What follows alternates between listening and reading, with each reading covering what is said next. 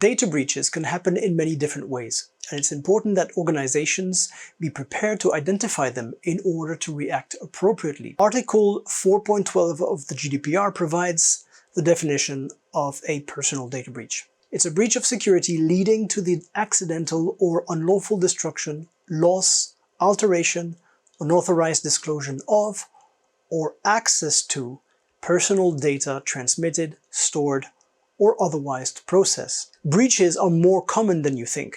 In the media, we only hear about the tip of the iceberg, and in companies, a lot of breaches go unnoticed due to the lack of training, the lack of processes, or the lack of proper reporting lines and incentives. According to the European Data Protection Board, Guidelines 9/2022 on personal data breach notification under the GDPR, a breach can be identified in a variety of situations. For example, in the case of a loss of a USB key with unencrypted personal data, even if it's not possible to ascertain whether unauthorized persons gained access to that data, the controller must notify the breach, as there is a reasonable degree of certainty that a breach has occurred. Similarly, if a third party informs a controller they have accidentally received personal data belonging to that controller, then that controller must notify the breach, as there is a clear evidence of a breach of confidentiality. In the case of a possible intrusion into a network, the controller must confirm whether personal data held on that system has been compromised, and if so, notify the breach.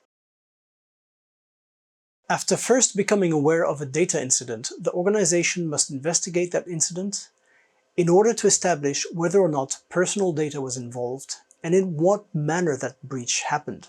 If personal data was involved, the organization will have to establish a report that documents the date of the incident, the nature of the incident, whether the breach is closed or ongoing, whether the breach is reportable, what measures have been taken to mitigate the risk by the organization or its suppliers, and who is the incident or breach owner that becomes the most knowledgeable and available person for coordination on that matter.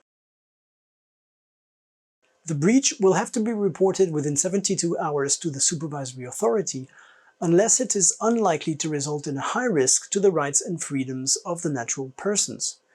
You can imagine that a breach discovered on a Friday afternoon will not allow much time to assess the risk to the data subject.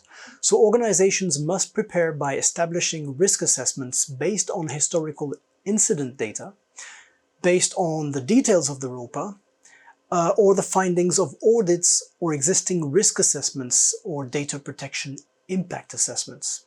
When establishing these risk thresholds, the controller must take into account the potential risks to individuals, such as financial loss, reputational damage, or loss of access to services or to the data itself.